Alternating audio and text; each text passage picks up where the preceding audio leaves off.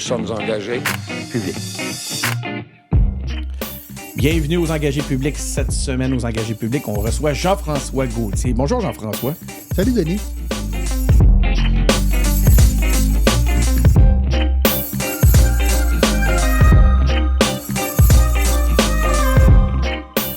Donc, c'est ça, on reçoit Jean-François Gauthier, président-directeur général de l'Institut de gouvernance numérique. Salut, Jeff.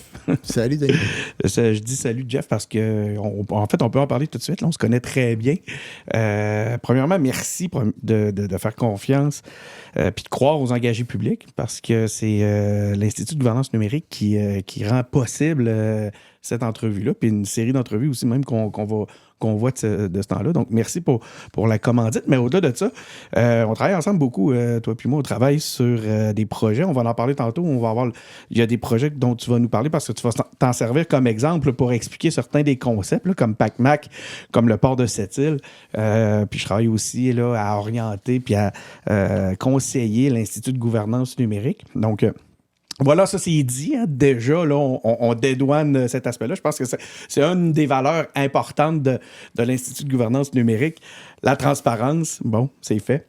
Exact. Mais effectivement, Denis, c'est important. Je pense que je te l'avais mentionné dès le départ. On ne fait pas juste croire à des valeurs, on y croit vraiment. On les vit, effectivement. On ne fait pas juste en parler. OK, l'autre question, là, que là, les gens, bon, c'est beau, on a dédouané cet aspect-là. Les gens qui nous écoutent se demandent... c'est quoi le rapport avec l'engagement puis l'Institut de gouvernance numérique? En quoi la gouvernance numérique est une question d'engagement, Jeff? Bien, la gouvernance numérique, à la base, c'est l'idée de la gouvernance ouverte. Donc, d'utiliser le numérique pour faire en sorte qu'on soit plus transparent, plus collaboratif et plus ouvert aux idées, faire en sorte de donner... Ça veut dire quand on s'ouvre nécessairement, on donne du pouvoir à des gens. Donc, on donne du pouvoir à des partenaires, à des clients. On leur donne des nouveaux moyens de nous informer, de mieux nous informer, de mieux communiquer avec nous. Donc, nécessairement, ça demande un engagement qui est différent de ce qu'on fait habituellement. Un engagement parce qu'on va s'engager à changer nos façons de gérer, notre façon de gérer notre information, nos données. On va la faire de façon beaucoup plus ouverte, beaucoup plus transparente, mais aussi de l'engagement vers l'empowerment qu'on donne, la mise en capacité qu'on donne à nos gens, faire en sorte qu'on accepte de leur faire jouer un rôle qui est différent, on leur donne plus de pouvoir, plus de capacité. Donc, nécessairement, ça change un peu notre rôle en tant que gestionnaire ou de décideur public. Là. Puis à l'Institut de gouvernance numérique, vous le faites dans un contexte, premièrement, c'est une OBNL, l'Institut de gouvernance numérique, puis vous le faites dans un domaine qui est directement axé sur le service aux citoyens, sur l'amélioration de notre collectivité. Peux-tu faire le pont sur cet aspect-là, à savoir, tu sais, on comprend bien l'aspect d'engagement, comme tu nous l'expliques. Maintenant, j'aimerais que tu nous parles un peu plus de l'Institut de gouvernance numérique. Je pense que ça va venir compléter cette réponse-là. Ben oui, en fait, comme tu l'as dit tout à l'heure, l'Institut de gouvernance numérique, c'est un organisme à but non lucratif qui existe depuis maintenant tout près de plus que 10 ans, en fait. On a fêté notre 10e anniversaire en mai dernier. Donc, ça a démarré tout petit. On est encore relativement petit, mais on a quand même de grandes ambitions. On a toujours eu de grandes ambitions depuis la création de l'Institut de gouvernance numérique. Donc, ce qu'on fait, nous, on est vraiment dédié à l'accompagnement des organisations qui veulent effectivement adhérer à des principes. Tout le monde en est déjà transparent, collaboratif, participatif, mais on veut vraiment, nous, utiliser ces valeurs-là parce qu'on est convaincu que c'est à travers la mise en application de ces valeurs-là qu'on assure une vraie transformation des organisations, une transformation numérique durable, efficiente. Ça se base sur une mise en application de ces valeurs-là de façon beaucoup plus active. Donc, comment on gère notre information, comment on la circule, comment on est transparent les uns avec les autres, comment on optimise la collaboration dans nos organisations. On est convaincu qu'en travaillant autour de ces valeurs-là, en faisant réfléchir les gens là-dessus, puis en mettant un peu ces lunettes-là, si tu me permets, dans l'analyse qu'on fait, bien nécessairement, on va changer notre façon de gouverner, notre façon de se gouverner, puis la façon qu'on va prendre nos décisions, parce qu'on va être mieux informé. Mais là, concrètement, ça veut dire, tu sais, vous travaillez pour le gouvernement, pour des grandes organisations. Pour quel genre tantôt je le disais, là, j'en ai nommé quelques-uns. Peux-tu nous expliquer un peu vers quel genre d'organisme se dirigent vos services? Puis, qu'est-ce que concrètement l'Institut de gouvernance numérique fait pour eux? Bien, on a plusieurs secteurs d'activité. On en a un qui est quand même important chez nous de plus en plus, qui prend de plus en plus de place, c'est tout le secteur de la construction. Tu vas me dire, qu'est-ce que vous faites en industrie de la construction? Bien, on accompagne des entreprises de la construction avec l'aide de fonds publics, avec l'argent du ministère de l'Économie et de l'Innovation et de l'Exportation. On est financé pour aider les entreprises dans leur transformation numérique. Donc, on reçoit des fonds publics qui nous permettent de faire deux choses, qui nous permettent de faire des diagnostics d'entreprise et de faire aussi de l'accompagnement pour mettre en œuvre les projets prioritaires qui ont été identifiés dans la phase de diagnostic. Donc ça, c'est vraiment pour les entreprises, réservé pour les entreprises de la construction au Québec, peu importe leur taille, peu importe leur domaine d'activité, que ce soit dans le génie civil, en civil, en construction, en voirie, peu importe lesquels, dans le domaine du bâtiment ou autre, on est là pour supporter la transformation numérique de l'industrie de la construction. Et d'autre part, on est aussi en mandat avec la Société québécoise d'infrastructure et les 6 grands donneurs d'ouvrages publics dans le contexte de la mise en route de ce qu'on appelle la feuille de route gouvernementale pour le BIM. Le BIM étant le Building Information Modeling en anglais, mais ça veut dire aussi la modélisation des données, des infrastructures en français. On va en parler dans On va en parler tout à l'heure. Ça, c'est vraiment un mandat qui touche directement le cœur de notre mission parce que le BIM, c'est essentiellement de la collaboration organisée avec un système. Donc, je pourrais en parler plus longuement tout à l'heure, mais ça vient vraiment donner une opportunité d'optimiser nos façons de faire les projets par la mise en commun des savoirs, des expertises dès le début d'un projet autant que possible. Donc, on est vraiment là-dedans dans la collaboration organisée qui fait en sorte qu'on est capable d'optimiser nos façons de faire les projets dans le secteur de la construction, mais c'est aussi tout aussi vrai dans le secteur public, dans le sens que c'est pas juste les entreprises privées qui peuvent en bénéficier, mais c'est aussi les organisations publiques qui peuvent bénéficier des avantages d'une meilleure collaboration, de travailler davantage en transversalité. On dit Institut de gouvernance numérique, mais dans ce que j'entends, j'ai l'impression que c'est au-delà du numérique. Hein. Il y a cette notion-là de gouvernance ouverte. Tu sais, c'est comme si vous ameniez une couche concrète sur cette notion-là d'engagement, à savoir, oui, un engagement, un désir, des valeurs portées à l'amélioration de la collectivité et de ses organisations. Mais comment on fait ça concrètement? C'est à travers une gouvernance plus ouverte. C'est exactement ça. Il faut vraiment comprendre que pour nous, le numérique, c'est un moyen. Oui, c'est ça. Donc, tu sais, c'est la technologie. On est très, très peu là-dedans. Bien entendre ça. On est vraiment dans l'humain, dans l'engagement, dans changer nos façons de gérer notre information, changer notre façon de prendre nos décisions. Parce qu'à la base, pour être plus intelligent, il faut être mieux informé. Puis si on veut prendre des meilleures décisions, ça prend des meilleures informations. C'est simple comme ça à la base. Mais il faut y réfléchir, puis il faut voir quelle sorte de plan on est capable de se donner en mettant ça au cœur de notre façon de décider, notre façon de planifier nos interventions pour la suite. Tantôt, en fait, c'est moi qui les ai mentionnés. J'ai parlé aussi de PACMAC, j'ai parlé du port de Sept-Îles. Est-ce que tu peux nous expliquer un peu plus? Parce que, en fait, mon objectif, pourquoi je te pose ces questions-là, c'est je voudrais être certain que les gens qui nous écoutent, il y a beaucoup de gens qui ont ce genre de défis-là, qui sont à l'écoute actuellement, puis j'aimerais ça qu'ils comprennent bien comment tu peux les aider. Donc, comment t'aides actuellement le projet PACMAC? Comment l'IGN aide le port de Sept-Îles actuellement dans le cadre de leur transformation? Bien, d'abord, le PACMAC, pour expliquer qu'est-ce que c'est. Oui, c'est quoi cette affaire-là? On est un peu encore un algorithme. Pas un algorithme, encore un acronyme. Un acronyme. Le PACMAC, c'est le projet d'appui à la commercialisation de l'industrie du meuble et de l'armoire de cuisine. Donc, vous allez, encore une fois, on est un peu périphérique au domaine de la construction, mais on est vraiment dans 2 secteurs économiques qui sont le 337, qui sont dans le même code économique. Notre mandat là-dedans, c'est vraiment d'accompagner les entreprises dans leur transformation numérique, mais par la mise en œuvre d'une stratégie de commercialisation numérique qui va vraiment optimiser leur façon de faire.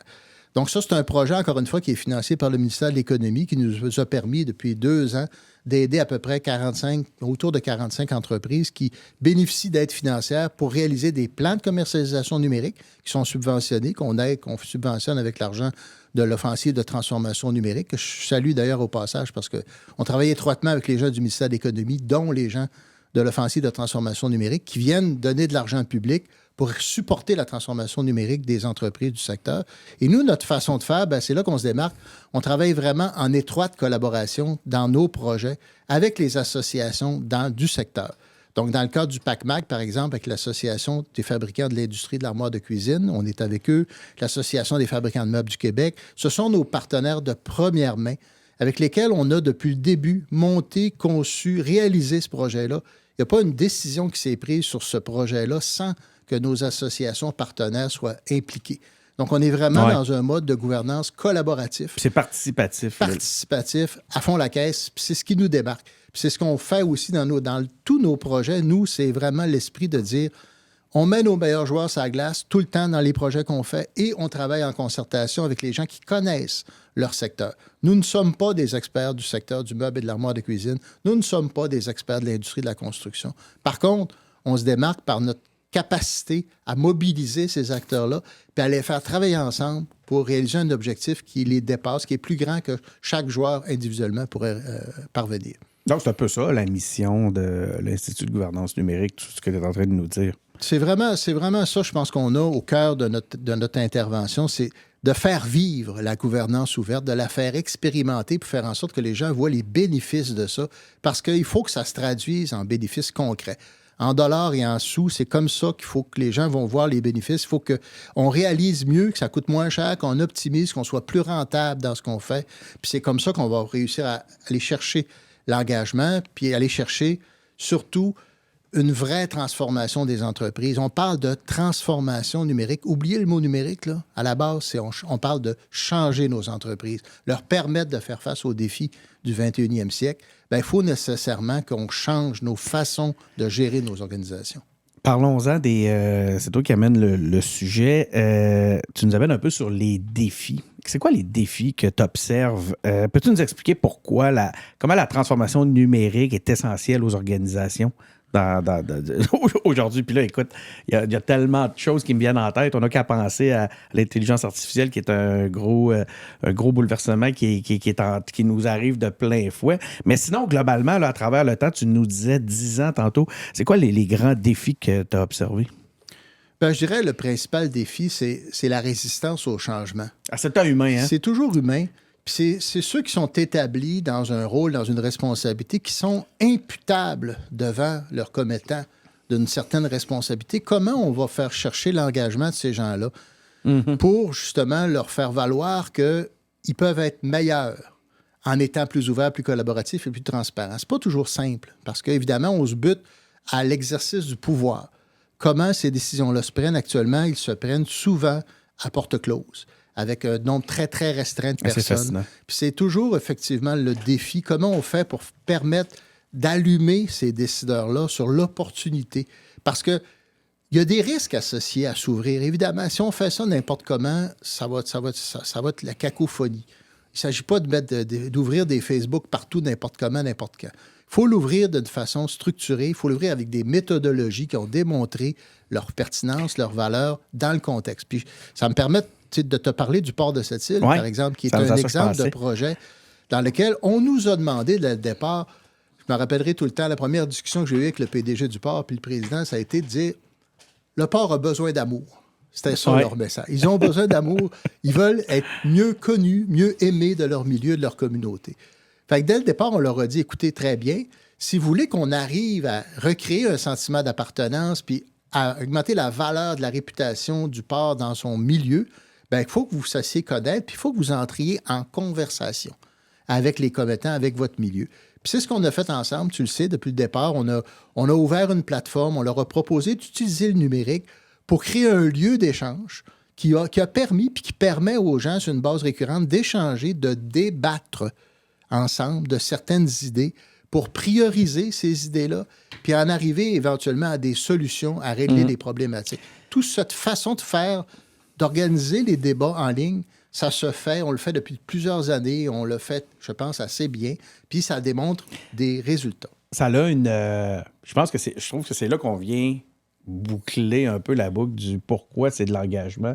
C'est que c'est cet engagement-là qu'on réussit à générer auprès de la population qui fait qu'on atteint nos objectifs d'une façon beaucoup plus profonde, plus intrinsèque. Tu sais, c'est pas juste des messages publicitaires à sens unique que le port vient lancer, dire on est beau, on est les meilleurs, des premiers qui le dit, premiers qui l'est. Non, c'est directement on va chercher un engagement et on écoute, on se met à l'écoute de la population. Puis de cette façon-là, en établissant la conversation, comme tu le dis, on atteint des objectifs tels que ceux que tu as évoqués dès le départ. On veut se faire aimer d'une façon intrinsèque au lieu de dire je veux juste aller chercher de l'amour. On crée plutôt, on met en place un échange. Moi, je trouve ça absolument fascinant parce que, tu sais, on a beau parler d'engagement, ça reste un concept des fois un peu abstrait. Maintenant, ce que tu nous présentes, puis je trouve ça le fun parce qu'aux engagés publics, on parle d'engagement depuis 6 ans, mais là, c'est concret. Comment on génère ça, de l'engagement? J'aime ça beaucoup. Il y a un mot-clé, si tu me permets, à ça, oui. C'est le mot confiance. Il faut établir, renforcer une relation de confiance. On ne peut pas faire des choses quand la confiance n'est pas là. J'ai entendu un grand sage, un de nos partenaires clients, qui me l'a dit une fois, puis ça m'a marqué. La confiance, c'est l'âme de la collaboration. Si on n'a pas minimalement confiance les uns avec les autres, si on n'est pas capable de croire ce que les uns et les autres nous disent, on ne pourra jamais établir des véritables collaborations, faire des affaires même avec ces gens-là. Pensez-vous, ça vous tente-tu, vous, de faire affaire avec quelqu'un qui, vous le savez, a un double agenda, qui de toute façon va peut-être vouloir vous avoir, entre guillemets, alors que si vous travaillez avec quelqu'un avec lequel vous êtes en confiance, ben les limites ne sont pas les mêmes, puis la capacité de collaborer n'est pas du tout la même. Donc, il faut rétablir, si ce climat de confiance-là n'existe pas, ben il faut le rétablir, puis il faut le renforcer pour éviter le cynisme et puis éviter tout ce qu'on connaît dans la réalité, malheureusement, de perte de confiance qu'on vit dans la société. Est-ce que la nature du travail tel qu'on l'a connu dans les dernières années, des organisations qui travaillent plus en silo, est venue affecter justement cette confiance-là?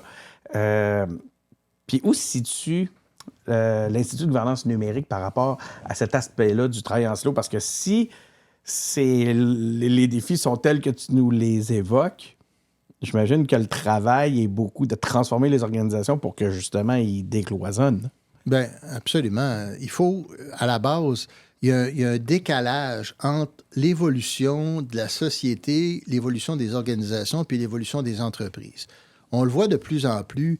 Tu sais, tu es un spécialiste du marketing numérique. Tu le sais à quel point c'est important d'accepter puis de donner du pouvoir à tes clients, qui de plus en plus sont en situation de décision sur les services qui leur sont offerts. Ça, on le voit chez les grandes plateformes partout. C'est comme ça que les choses évoluent parce qu'on a donné des capacités aux gens de participer à travers différents médiums numériques. Bien, ces gens-là, évidemment, s'attendent à avoir cette capacité-là d'être entendus dans les commentaires qu'ils font, puis que ça vienne vraiment impacter à terme les services qu'on leur offre. C'est l'élément révolutionnaire le plus important des 15-20 dernières années, c'est la possibilité pour les citoyens, les consommateurs de justement pouvoir donner leur point de vue, les contenus générés par les utilisateurs, ce fameux canal-là ouvert à double sens, là, ça a été un impact important pour les marques puis les organisations. C'est au cœur de ce que je fais, moi, au quotidien depuis des années. C'est exactement ça. Puis quand on regarde un peu le décalage, quand on compare un peu comment les gouvernements locaux, nationaux ont évolué par rapport à ça, ben c'est encore beaucoup à faire versus, tu comprends, ce changement-là. Quand tu parlais tout à l'heure du travail en silo, l'organisation hiérarchique telle qu'on la vit, avec des missions, avec des imputabilités que l'on donne à certains par rapport à d'autres, ça devient difficile de changer puis de travailler davantage en transversalité puis de faire des projets qui vont vraiment permettre de faire vivre les bénéfices de la transparence puis de la collaboration les uns avec les autres. Puis j'en reviens justement sur le BIM. Pour moi, le BIM, la feuille de route gouvernementale sur le BIM, là, c'est, à mon humble avis, probablement l'orientation gouvernementale, une des premières qui est réellement structurante au niveau de la transformation numérique du secteur public.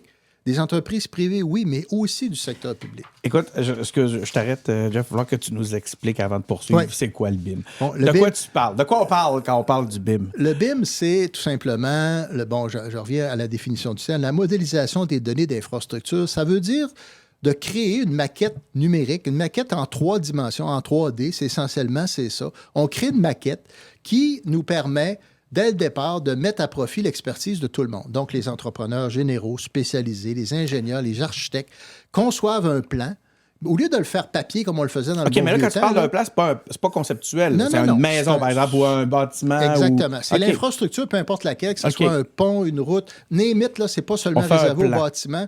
Peu importe le projet, on le fait en 3D dans un premier temps. Et cette maquette numérique-là permet d'asseoir autour d'une même table tout le monde en amont de la réalisation d'un projet. Puis c'est là qu'est toute la beauté, c'est que tous les problèmes qui arrivent tout le temps entre la conception puis la réalisation d'un projet, bien, quand tu la vois en 3D, que tu es capable de la tourner, la faire bouger, rentrer dedans. Tu rentres dedans, puis tu vois vraiment, là, c'est au millimètre près. Là. Le tuyau de chauffage, là, il passe pas à... Parce qu'il y a tel obstacle dedans, bien là, tu vas le voir en amont. Plutôt que d'avoir des conflits à gérer sur les chantiers, bien, tu vas pouvoir régler ces problématiques-là en amont. Puis ça, c'est un des bénéfices qui est probablement le plus important du BIM, mais c'est surtout tous les autres bénéfices, là, c'est-à-dire de numériser l'information qui touche la réalisation d'un actif comme un projet d'infrastructure. Ça permet de mieux le réaliser, ça permet de mieux l'entretenir, puis ça permet surtout de le gérer dans le temps, de détecter en amont tous les problèmes d'intervention, d'entretien qui doivent être faits. Tu vas avoir l'information au moment opportun et non pas intervenir après. On comprend bien les avantages de la maquette numérique, mais comment tu fais pour t'assurer que tous les intervenants qui sont assis autour de la maquette sont compétents pour l'interpréter? Bien, chacun... les plombiers, les électriciens, est-ce que tout ce monde-là a suivi? Bien, c'est le défi, c'est-à-dire que quand on parle de maquette puis de BIM, on parle nécessairement de mode collaboratif. Donc, on parle de réaliser des projets en changeant un petit peu notre façon de faire. Même la façon qu'on contracte actuellement va devoir évoluer pour permettre justement... Parce que l'expertise, on l'a. On l'a, l'expertise. Donc, il faut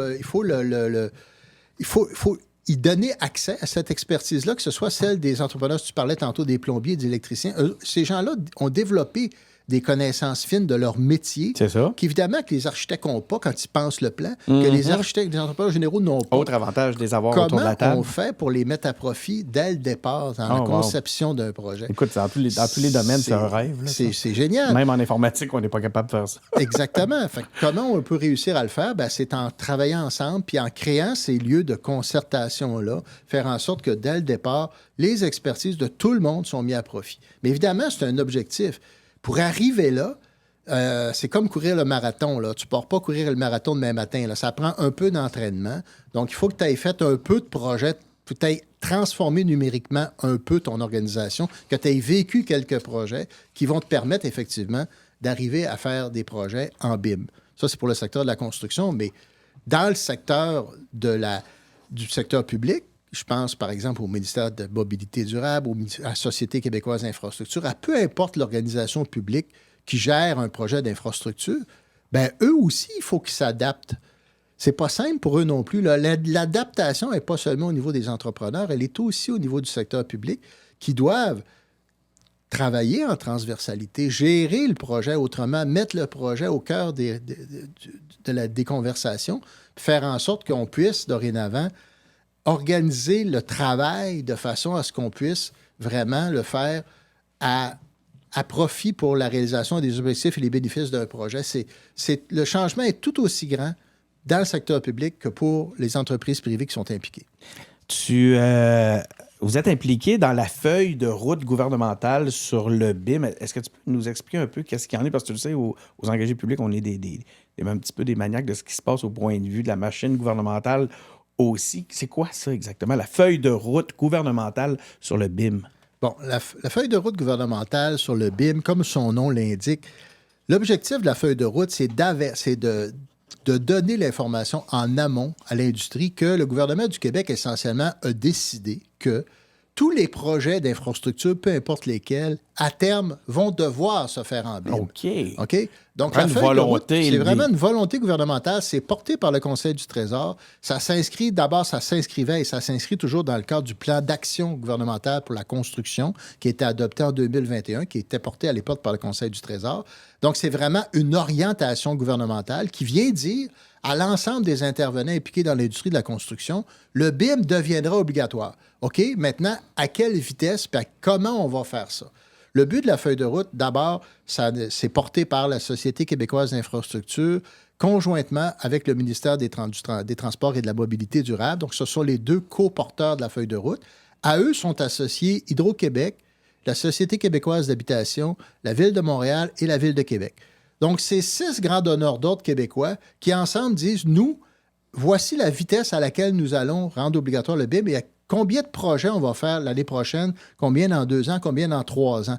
Donc, le but de ça, c'est vraiment de lancer le signal qu'il n'y aura pas de retour en arrière. Voilà. C'est une destination pour tous. Le BIM va devenir obligatoire. Donc, préparez-vous. Fait que ça commence avec une volonté et un leadership. Exact. Ce genre de changement-là. Ça part d'un geste fort, d'une affirmation forte au plus haut niveau. Ça part d'une vision claire de l'avenir de l'industrie. Pourquoi on fait du BIM? Pourquoi on veut faire du BIM? C'est que, vous le savez probablement comme moi, il y a un défi, on a un enjeu de productivité dans l'industrie de la construction.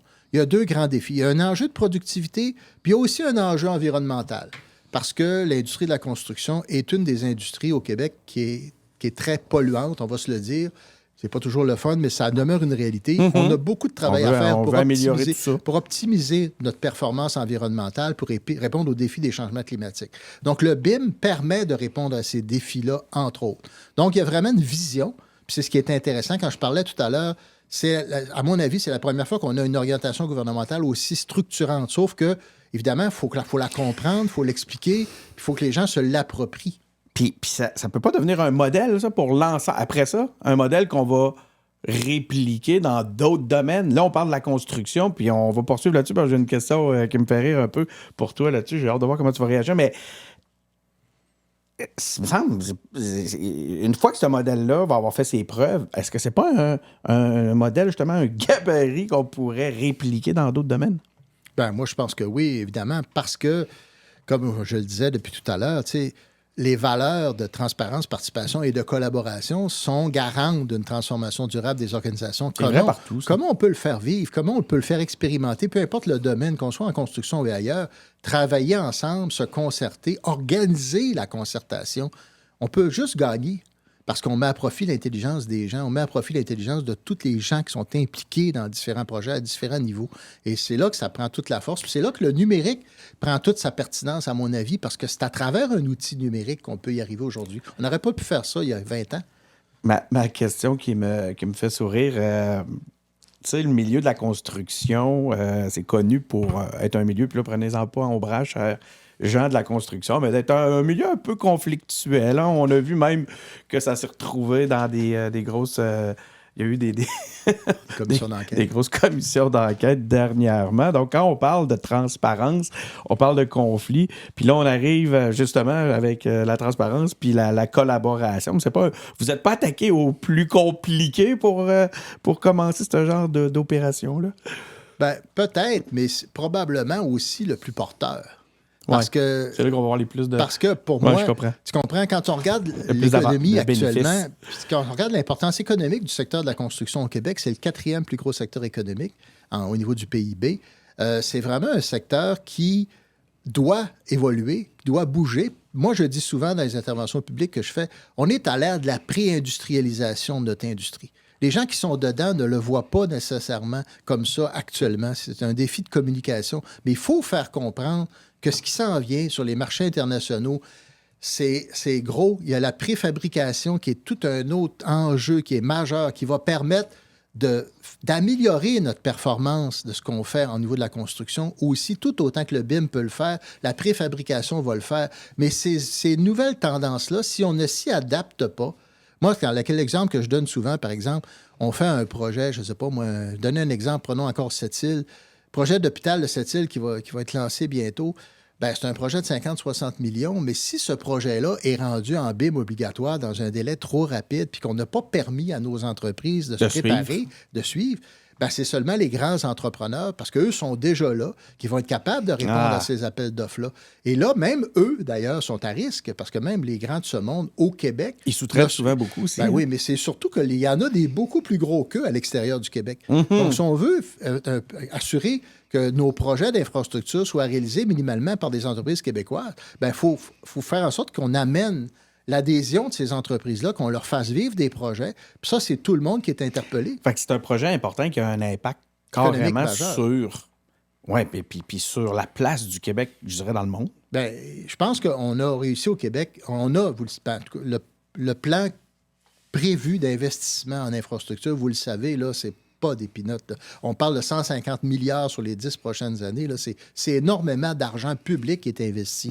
Si on est capable d'optimiser ne serait-ce que de 1 la performance, la productivité dans notre industrie, ça peut générer des bénéfices énormes. C'est pour ça que quand on est très engagé avec l'initiative québécoise de la construction, ça, c'est le projet qu'on a, que je vous disais d'entrée de jeu, qui est financé par le ministère pour accompagner les entreprises à se mettre en action là-dedans. Bien, c'est des investissements publics qui sont très importants, mais c'est des investissements publics qui doivent se faire parce qu'on ne peut pas se permettre de laisser aller les choses puis d'attendre que ce soit simplement les forces du marché qui réagissent puis qui vont permettre aux entreprises. Les entreprises ont besoin d'accompagnement pour arriver à effectivement se transformer rapidement puis s'adapter à ces transformations-là. Mais est-ce que l'industrie est prête à suivre? Est-ce que c'est quoi le signal, les signaux que vous voyez? Est-ce que l'industrie de la construction est prête à intégrer le BIM? Bien, moi, je pense que la réponse est oui, de plus en plus. D'ailleurs, je participais ce matin à une rencontre de débrief. On a fait dernièrement, le 21-23 novembre, à Québec-Montréal, on a organisé ce qu'on appelle le sommet BIM. Je dis on, en fait, c'est les donneurs d'ouvrages qui ont organisé avec nous, qui étaient là parce que vous êtes une gang, là. On est quand même pas mal de monde impliqué là-dedans. Et on a fait 2 événements à Québec-Montréal qui ont réuni autour de 700 personnes. Quand même, qu'on a répété. Le mardi, on était à Québec. Le jeudi, on était à Montréal. Et on a vu la mobilisation, puis on a vu surtout le mot magique de ces sommets-là, c'était le mot adhésion. On voulait vraiment permettre de communiquer les bénéfices puis faire comprendre l'opportunité que ça a, tant pour les donneurs d'ouvrage que pour les entreprises. Et là, ça a permis justement, puis de plus en plus, on le voit là, que ça lève actuellement. Mais il y a encore, évidemment, énormément de travail à faire. Mais si on regarde où on était il y a 5 ans versus là où on en est, le BIM au Québec, puis là-dessus, il faut le dire, il faut se le dire quand on est bon. Ça ne se fait pas ailleurs dans les autres provinces. Le Québec est un leader au niveau canadien, puis même en Amérique du Nord. C'est très rare, parce que je reviens sur la feuille de route. Ce qui est vraiment intéressant dans ce contexte-là, c'est que le gouvernement a dit, plutôt que de l'imposer comme ça, puis décider nous autres tout seuls, là, ben on va le faire avec le monde. On va engager les gens dans un processus. Fait qu'il y a plusieurs lieux qui permettent d'aller chercher, d'expliquer, faire comprendre les enjeux. Puis nous, ben, dans le cadre de la feuille de route, notre mandat, c'est de rencontrer toutes les parties prenantes individuellement, puis d'écouter, puis d'aller chercher c'est quoi les défis puis les solutions que les gens ont par rapport à ça. Ça fait le pont avec ce qu'on disait tantôt sur le genre de stratégie qui a été implantée, entre autres, au port de Sept-Îles, où on se met à l'écoute pour, justement, générer de l'adhésion. Exactement. On écoute les préoccupations, on met au débat ces préoccupations-là, puis on trouve ensemble les solutions. Ce sont les entreprises de la construction elles-mêmes qui vont identifier les opportunités pour optimiser, pour accélérer leur adhésion au BIM. Ce n'est pas le gouvernement qui l'impose. Oui, on donne une direction. Oui, on dit que ça va être obligatoire. Mais comment, à quelle vitesse, puis comment on l'organise dans la vraie vie? C'est quoi le modèle québécois qu'on se donne pour faire en sorte que ça marche au Québec? Bien, il faut en discuter. Tu as parlé tantôt, tu as souligné l'importance de la confiance. J'aimerais ça revenir là-dessus. Je trouve ça fascinant. Tu as eu une phrase, d'ailleurs, je l'ai notée, l'âme de la collaboration. La confiance est l'âme de la collaboration. Comment on fait pour renforcer ça, la confiance? Bien, il faut d'abord avoir assez d'honnêteté pour se dire les choses quand elles doivent être dites. Ouais. Okay? Il y a une question d'intégrité. On n'est pas super bon là-dedans au Québec. On se fâche, on n'aime pas ça se faire dire. On appelle ça de la chicane. Mais la chicane. C'est pas ça. On n'aime pas ça, nous autres, la chicane. Il faut qu'on développe une culture du débat pour faire en sorte qu'on puisse apprendre à travailler ensemble, à débattre. C'est pas parce qu'on débat, pas parce qu'on collabore, comme on dit, je l'ai entendu souvent dans une conférence, là, c'est pas un monde de bisounours, la collaboration. Là. On est capable de se parler puis de se dire les choses, des fois qui sont des positions complètement opposées, mais en se parlant, souvent, on va trouver des solutions ensemble, à même à concilier des points de vue qui sont divergents. C'est ça la beauté d'un débat qui est organisé, qui est structuré, puis dans lequel les gens sont ouverts à entendre. Tu comprends les préoccupations des uns et des autres. Le principe de base, c'est d'avoir l'ouverture, d'être capable de risquer cette ouverture-là. Ce qu'on n'a pas souvent, malheureusement, cette capacité de prise de risque-là. C'est drôle parce que, tu sais, on entend l'ensemble des valeurs sur lesquels l'Institut de gouvernance numérique travaille, sur lesquels ils sont basés, sur lesquels elle fonctionne. C'est son ADN. Puis tu l'as dit tantôt, tu as dit, c'est pas tant numérique, c'est toujours humain. Hein? Fondamentalement. Cet aspect-là, je trouve ça fascinant qu'on en revienne à ça. C'est ce qui fait qu'au final, les grands leviers qu'on a pour préparer notre futur ne sont pas que dans la technologie, sont beaucoup dans le type d'accompagnement que vous pouvez amener. Ben moi, je pense que oui. Puis les gens sont tous des gens intelligents, des gens compétents, des gens qui connaissent leur domaine. Puis c'est juste des fois à provoquer des discussions sur ces enjeux-là de fond, sur ces valeurs-là, qu'on arrive souvent à faire allumer des opportunités qui font en sorte que l'innovation arrive. L'innovation, elle vient par nécessairement une ouverture. Il faut que ces gens-là soient ouverts à changer. Il faut faire confiance, il faut prendre le risque. Je vous le dis, la capacité de prise de risque, c'est un des problèmes qu'on a dans la fonction publique. Quels sont les vrais moyens qu'on donne pour donner à nos gens, nos professionnels qui travaillent dans nos ministères, une capacité de prendre des risques? C'est superbe ce que tu dis là. J'allais te le demander. Est-ce que les dirigeants dans la fonction publique ont confiance suffisamment, qu'on démontre suffisamment de confiance en leur monde? Moi en tout cas, j'ai confiance dans ce que je vois présentement. Puis de plus en plus. Je dirais qu'il y a une génération montante qui de plus en plus prend sa place et qui, eux, sont beaucoup plus natifs. Tu sais, quand on regarde les plus jeunes de chez nous, la collaboration, tout ça, sont habitués. Les natifs du numérique, pour eux, là, c'est normal de parler avec du monde de partout dans le monde. C'est normal de communiquer. C'est normal de bénéficier des savoirs puis d'être ouvert à ces savoirs-là de partout. Eux, là, quand ils arrivent dans l'organisation publique, souvent, on les rentre dans des cadres, ils ne sont pas nécessairement heureux dans les silos dans lesquels on les enferme.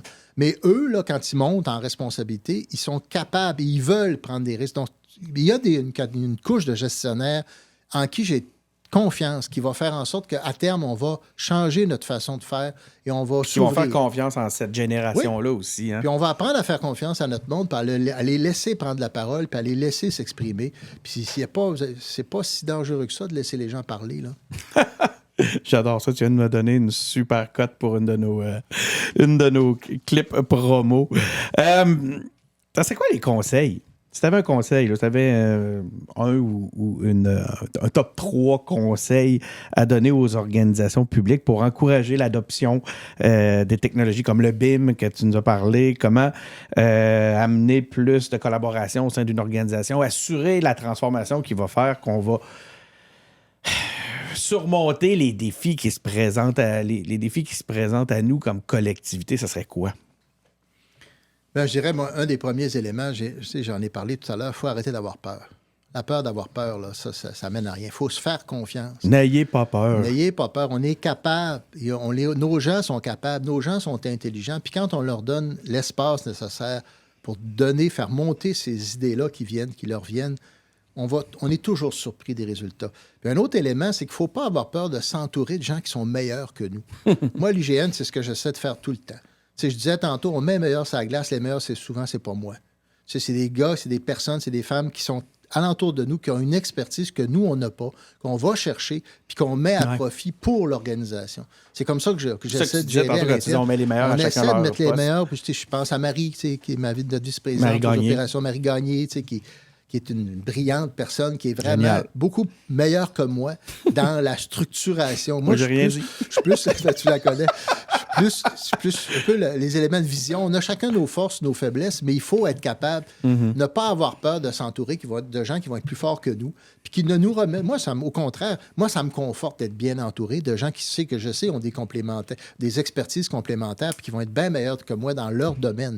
Si on n'accepte pas ça, puis qu'on fait juste garder des gens qui vont nous dire « Oui, ce que tu fais, c'est parfait, c'est très bon », puis que tu n'acceptes pas d'être challengé, bien, je m'excuse, mais tu vas passer à côté de la plaque. Il faut accepter d'être challengé, de prendre les conseils des autres, puis d'être capable de dire « Hey, moi, là, j'ai tout bénéfice à continuer de m'améliorer. Même si j'ai 60, 65, 70 ans, peu importe l'âge que j'ai, on est toujours en amélioration. Puis le but, c'est, quand on se couche le soir, d'être moins niaiseux que quand on s'est levé le matin. » Ça, c'est vrai tous les jours de notre vie, d'être en amélioration continue tout le temps. C'est fascinant parce que ça fait, je pense pas la dernière entrevue qu'on a eue, mais l'autre avant, on était avec Isabelle Genet, qui était plutôt... Qui est sur mon conseil d'administration. Qui est sur ton conseil d'administration, c'est vrai en plus, c'est ça qui est drôle.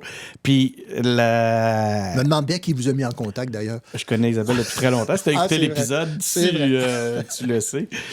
Mais ce que je trouve fascinant, c'est qu'à un moment donné, j'ai posé une question semblable à celle que je viens de te poser. Puis, en fait, non, c'est ça, toi, tu me l'amènes comme d'un élément clé, un conseil. Mais à un moment donné, je lui ai demandé, j'ai dit, comment tu fais pour réussir tout ça? Puis c'est exactement ce qu'elle m'a dit. Elle m'a dit, écoute, je m'entoure. C'est tout. C'est tout. Puis je pense que c'est une des clés du succès, en tout cas à mon avis. Puis il faut toujours avoir, comme on dirait, le couteau d'un dent. Je veux dire, si tu n'as plus le goût de faire ce que tu fais, là, ben fais d'autres choses. Tu comprends-tu? Fais d'autres choses. Change de job. Si tu n'es plus allumé, passionné, si tu n'as pas le goût de prendre des risques et d'avancer, je pense que tu es peut-être dû pour faire relever un nouveau défi, comme on dit en bon québécois. Fait que, tu sais, il y a trop de ces gens-là qui, malheureusement, ont la date de leur retraite sur un calendrier puis qui en sacent des jours. Moi, là, je peux pas penser ma vie dans un modèle comme ça. Là. Collectivement, on se rend pas service. Ben non, il faut avoir du plaisir dans ce qu'on fait. Moi, c'est un autre conseil absolument fondamental, c'est ayez du plaisir. Si vous n'avez pas de plaisir, vous ne pourrez jamais réussir. Il faut avoir du fun dans ce qu'on fait. Puis c'est ça qui est la clé de la motivation puis de la mobilisation des gens. Ayez du plaisir à faire ce que vous faites, puis donnez du plaisir aux autres à travailler avec vous. Vous allez voir avec ça, là, quand les gens ont le sourire d'en face, là, j'entendais dernièrement... Comme moi, là. J'entendais dernièrement un des témoignages. Quand on a fait les fameux sommets BIM, là, on a fait des petites vidéos, d'ailleurs, que j'espère que tout le monde va pouvoir voir, là, dans lesquelles il y a des donneurs d'ouvrages qui expliquent pourquoi c'est bon pour eux, puis comment ils voient ça. Puis il y a des gens, entre autres des intervenants, qui disent, c'est drôle, quand les gens travaillent en BIM, les gens sortent des rencontres avec le sourire. Ils ont un badane d'en face. Ils sont de bonne humeur. Parce qu'on les interpelle, on les met dans un mode collaboratif, le fun. Puis on respecte leur intelligence. C'est fondamental. On capitalise sur leur intelligence, puis ils se sentent importants. Donc, engagés, on revient, génère de l'engagement. Exact. L'adhésion. C'est une roue qui tourne. Voilà. Écoute, j'ai l'impression que ça a passé comme 3 minutes. Ça fait déjà 40 quelques minutes qu'on se parle.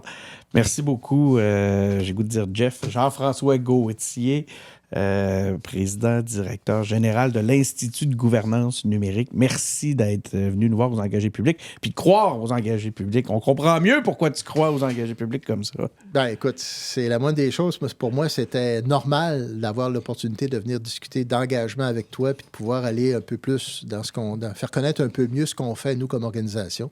Puis si je me permets de dire, juste en conclusion, tu sais, on est là pour aider la transformation numérique durable, rentable et pérenne des organisations. Ça, pour nous, c'est vraiment, vraiment important. C'est pas juste la question d'une intervention. C'est pas juste une question d'intervention court terme. On veut accompagner des gens qui veulent se transformer pour vrai sur le long terme. Puis ça, pour nous, c'est ce qui est excessivement valorisant, travailler avec des gens qui ont cette ouverture-là. Fait que pour ça, là, on est toujours partant. Bien, encore une fois, merci beaucoup, Jean-François Gauthier. Bien, merci, Denis. Merci aussi à vous d'avoir été à l'écoute. C'était notre épisode pour cette semaine. On en a une série, une panoplie d'épisodes avec des gens inspirants, des gens qui croient à l'engagement, qui veulent générer de l'adhésion, qui veulent faire avancer notre collectivité. Vous allez tout trouver ça dans nos différentes plateformes sur SoundCloud, Apple Podcasts, Google Podcasts, Facebook, YouTube. On a des cut-downs. On est sur TikTok. Pour ceux qui aiment TikTok, là, allez vous abonner pour pouvoir passer nos capsules. Je pense qu'on a on a des belles capsules aussi. On est sur Instagram. Donc, c'est Denis Martel. Merci d'avoir été à l'écoute et on se retrouve pour un prochain épisode.